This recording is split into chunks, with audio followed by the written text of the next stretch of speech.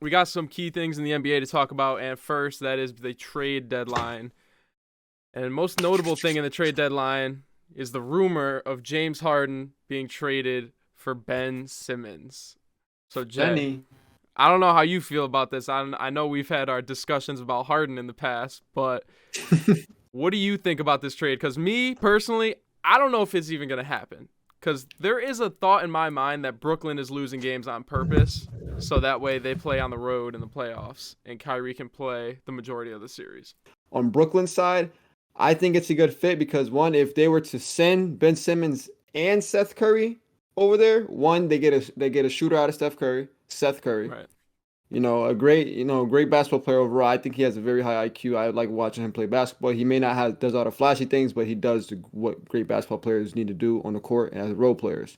And as Ben Simmons, it's just like he wants to leave anyway. So I feel like him going there really wouldn't affect them dramatically. But I feel like he could still be a threat to opposing team because, we're not gonna say and act like he's not a great basketball player. He can put up 28 and 11 if he wanted to. Right. That's the thing about it. But I don't know because I don't know how he would mesh up with Kevin Durant because that's two-star players right there. But yeah, what do you think about it though? Here's what I will say. I don't like either of these basketball players. Now with me when it comes to the game of basketball, and if there's a player I dislike what they do on the floor, and I dislike them as Yeah, a player. But when it becomes off the floor, whatever, right? I'm sure Harden's yeah. a great dude. But then what he did to Houston was ridiculous Hmm. to me. So let's just go through the timeline here. James Harden becomes the star player number 1 in Houston, and he gets spanked by Steph Curry every year in the playoffs. Owned by Steph Curry, right? Every single time. Yeah, And I then do. we get to the bubble. He's got his homie Westbrook with him. He gets to the bubble. This could be our year, right? Finally, we don't have to go through Steph Curry. Oh, you just get spanked by LeBron instead. LeBron sends him home in 5. So now God. Harden's like, okay, Westbrook doesn't want to be here anymore. So what am I going to do? I'm just going to quit. I'm just going to quit on my team. And I'm gonna not put in any work over the offseason. I'm going to go to strip clubs with Lil Baby, and I'm just not going to put the work in. He shows up fat. He was fat. He Bent was out of out of shape. shape. He was out of shape. And he sneaks his way out of Houston, and he weasels his way into a easy ring situation with Brooklyn. At least that's what he thought he was going to get. And now that he's here, oh, there's no such thing as an easy ring. It's actually No, challenging. I can't just hop on board with 2 superstars and get a ring. I actually got no. to put some more work in and still be He that thought guy I was in he, Houston. he thought he was gonna pull a KD with KD. And now he wants out. And now he wants out again because he can't get an easy ring. And on Yep. the other side of that trade, you got Ben Simmons, who Mm. constantly has underperformed in the playoffs. And it got to the point last year where they got sent home, and he was most of the problem. There's no excuse to be losing to Atlanta, first of all. But you've seen plays throughout that series where it's like, what is he doing? And then Doc Rivers comes out and he says, I don't know if we could win with Ben Simmons playing like that. You would rather sit out and lose millions of dollars than learn how to take a Mm. fucking jump shot? Every year we do this with Ben Simmons, he's going to get better. He's going to learn how to shoot. And then he comes back and he still can't shoot. So, that being said, I think this is an even trade. You get one soft crybaby for another one soft crybaby. Even, right? Embiid needs this trade to happen more than anybody Yeah, he does. Yeah. because Embiid has been playing out of his mind recently. And he's emerged as top 3 MVP frontrunner right now. And you Again. got a guy named Ben Simmons who's not playing at all. He's taken up payroll. He's taken up a roster spot. So I said this when we did our trade deadline video the other day. I said anything is better than nothing, right? Hmm. But you got a guy like James Harden who, yes, he's not playing at the same level that he once was. But you got a guy like James Harden who's a true point guard if he wants to be, if that's the system they want to run, which they should. He's a true point guard. He can facilitate. He doesn't need to be the number 1 scorer anymore. He doesn't need to force his own shots. You got Joel Embiid who's going to score, and he's going to score efficiently. You got Tobias Harris who can knock it down a jump shot. He can get to the basket. You got Tyrese Maxey that you can knock down a jump shot, get to the basket. Harden does not need the burden of being the number 1 scorer. He needs to be the number 1 facilitator. That's the problem, though.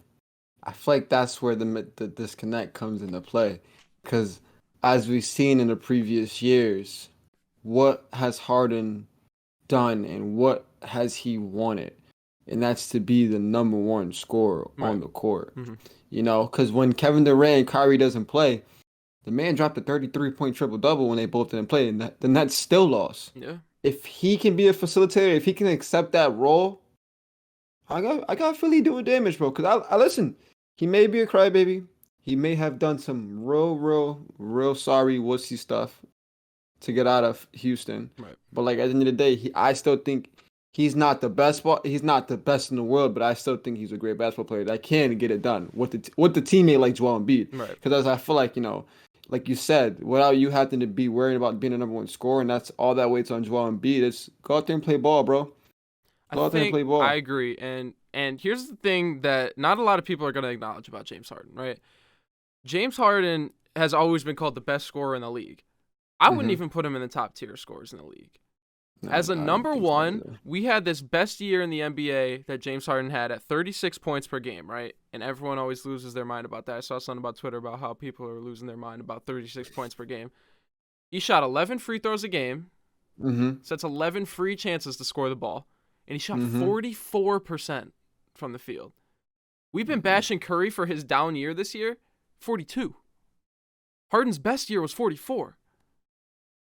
He's not this elite scorer that people make him out to be. You put him as a number 2 option next to Joel Embiid, that's a totally different story. I've said for years that James Harden, the facilitator, is going to be better and more valuable than James Harden, the scorer.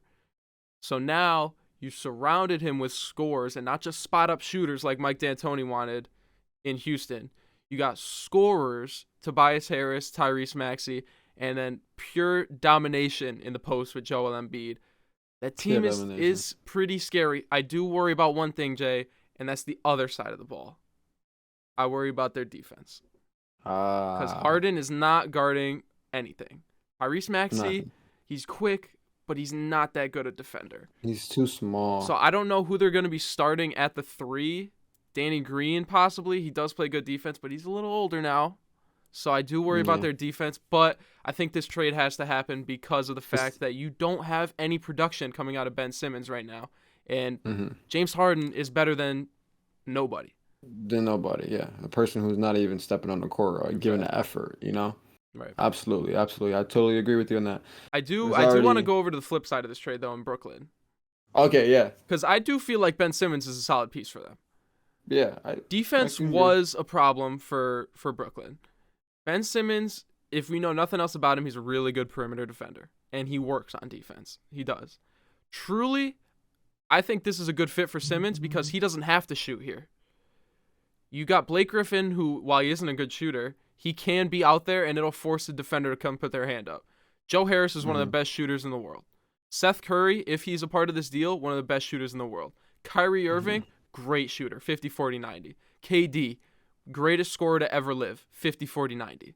Easily. Ben Simmons doesn't need to worry about shooting. And he could play the point guard, too, because Kyrie doesn't want to be the point guard. Kyrie can be the 2, get the buckets only, and Simmons can facilitate. He can go out there 12, 8, and 8 a night. That's perfect for Brooklyn. And in an Eastern Conference that is wide open, I think both teams get better. We'll see y'all next week. Thank you for watching.